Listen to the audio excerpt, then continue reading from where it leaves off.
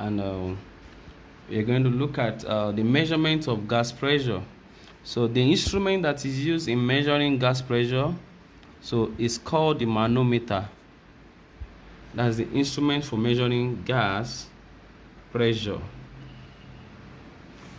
So then we have to understand how the manometer works. It's a kind of tube, a U-tube that has let's show you the diagram of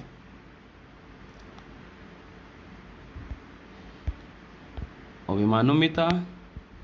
You can see the manometer has two. You can see it has two limbs and a liquid in the tube. So one of the limbs supplies gas to the limb, and the other end is open, and that's where we have the atmospheric pressure. So if you have a kind of shape like this, as shown in this diagram, so this is where you have the gas pressure. This is the gas pressure. This is the liquid in it, and this is the atmospheric pressure. Now let us make the gas pressure. Let it be represented by what? The pressure of the gas. Let us represent it with P, and we represent the atmospheric pressure with H. In a situation where the gas pressure is higher, so we can say case 1. Let's say case 1. If we have case 1, where the pressure of the gas is greater than atmospheric pressure, then we say that the total pressure of the total pressure in the limb is given by. Now this is the first. If you look at that, we have the atmospheric pressure, which is represented by H, plus the height of the levels, the difference in the height of the levels. This is the height H, this is the small h. So the difference in the height of the levels is what we're going to use for this case. So, and this is in centimeter of liquid. Now let's look at case 2. Case 2 is given in this sense. Let's look at case 2.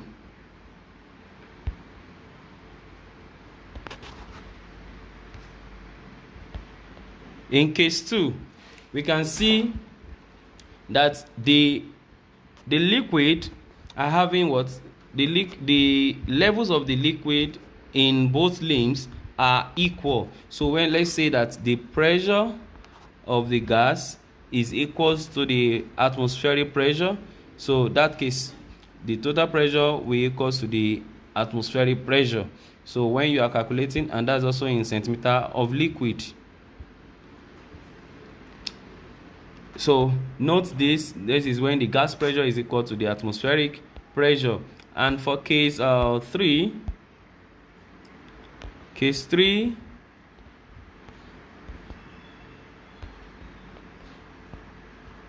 you can see now that the gas pressure is lower. The gas pressure is lesser than the atmospheric pressure, and that is why the atmospheric pressure pushes the liquid towards the other end. So since it's lower than it, we are going to have our pressure equals to H minus small h, that's centimeter of liquid. So this is the concept we are going to use in understanding how to calculate our gas pressure using the manometer. Now we also need to note that the pressure initially, we should know that pressure is given as what? Force over area, and we already know that force is mass times acceleration due to gravity, and the area is given by what? Volume. Let's note that volume equals to area times height. So let's put these two formulas into this equation. We have P equals to mg over AH mg. Oh no, sorry, this is not AH because we are making A the subject formula here. So if you put A, make A the subject formula, we have V over H. So we are going to have P equals to mg H over V, mg H over V, and we know that density is given by mass over volume. So therefore our pressure can be written as rho GH. Now in a case where we have two liquids, you can compare the two liquids in the link. So we can have since the pressure, atmospheric pressure is the same, let's say we have water and we also have pressure in the mercury, we can say rho, that's density of water times acceleration due to gravity, times the height of water equals to density of the mercury times acceleration due to gravity and height of the mercury. So this cancels out. So if you are looking for the height of mercury, can be given as rho WHW over rho m. So this is a formula in case when you are giving two liquids. If you are given two liquids and you are told to compare the height in the liquid. So let's quickly look at one application of this formula in solving a particular question. Hold on. So we have two vertical. I'm trying to look for the question. Okay, let's look at this question. So looking at the question here, we have two vertical capillary tubes of the same diameter lowered into bakers situated at the same level containing liquids A and B of densities 9.2 times 10 raised to power 2 kilogram per meter cube and 1.3 times 10 raised to power 3 kilogram per meter cube respectively. A suction pump is used to withdraw air from the top of the liquid columns in the tubes by means of a T-piece arrangement until the liquid in A rises to a height of 26. So let us be noting, so the density containing, so we have density A, that's the density rho A, is given as 9.2 times 10 raised to power 2 kilogram per meter cube. Rho B is given as 1.30 times 10 raised to power 3 kilogram per meter cube.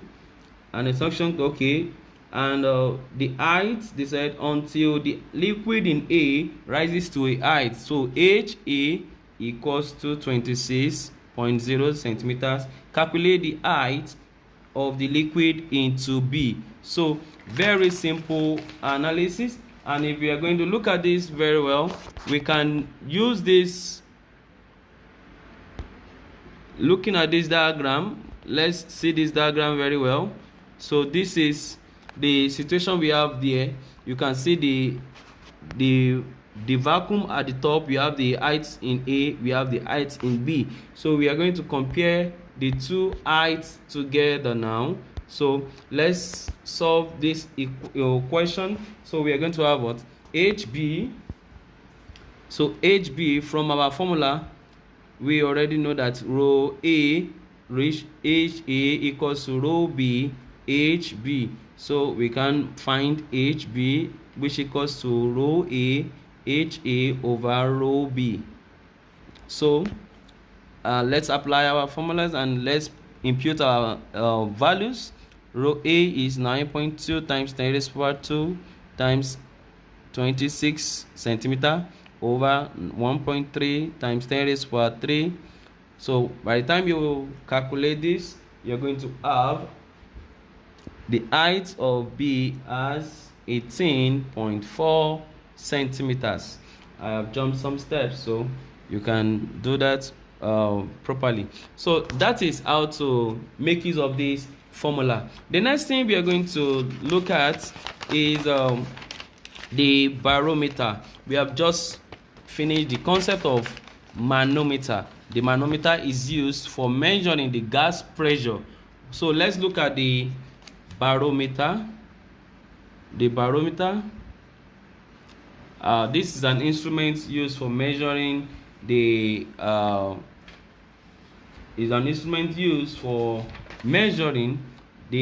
atmospheric pressure in a certain place. So it looks like this. This is a barometer. That's a barometer. That's its shape. You can see that it's a kind of you have a trough with an inverted tube containing mercury or a liquid, and the liquid is also here. So when you invert it, you're going to be looking at the distance between this, and that's the height h, and this is where the vacuum is. There's vacuum here. So we also have this, the thick walled glass tube, and the atmospheric pressure H is acted here. So now how do we use this to calculate? So we have two examples of it.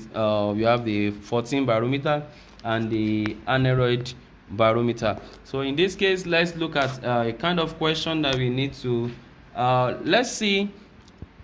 Since we have proven that pressure is directly proportional to the height of the liquid, so we can say that P1, so the atmospheric pressure, now when we calculate it, so let's say the atmospheric pressure equals to H. So we can say now that H1 over H equals to H2 over H2. That's capital letter. So we can make use of this formula to calculate the pressure in this situation. So let's look at the question now. Now a 14 barometer reads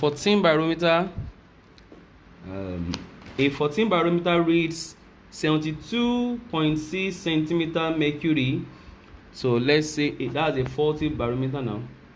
So this height 1,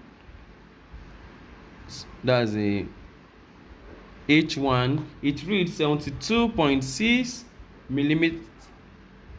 centimeter mercury when the atmospheric pressure is 75.0 centimeter mercury. Calculate the atmospheric pressure when, so let's we are calculating H2. So this is the height 2, small h, this is height 1. So calculate the atmospheric pressure when the barometer reads, that is H1, when the barometer reads 72.0 centimeter mercury. So you're looking for H2. So it's this formula we're going to make use of. So let me read the question again. A faulty barometer reads 72.6 centimeter mercury. So you know, in barometer you read this height as the H1. So let me correct this small H1. So you are reading H1, that's the H1, that's the 40 barometer, reads 72.6 centimeter mercury when the atmospheric pressure is 75 centimeter mercury. So the normal one records 75 centimeter mercury. Now we have to calculate the atmospheric pressure when this barometer reads 72.0 centimeter mercury. So in this case, we are going to make use of H1 over H, big H1 over equals to H2 over big H2, and that will give us, let's impute, we are looking for capital letter H2, so which will be H1 times H2 over H1. So let's have H1 is 75. H1 is 75 here. 75 times 72 over 72.6. When you multiply everything, you have 74.38. So approximately, you can say that is 74.4 centimeter mercury. That means the faulty barometer will be reading this when the faulty barometer reads H1 as 72 centimeter mercury, the atmospheric pressure will be reading 74.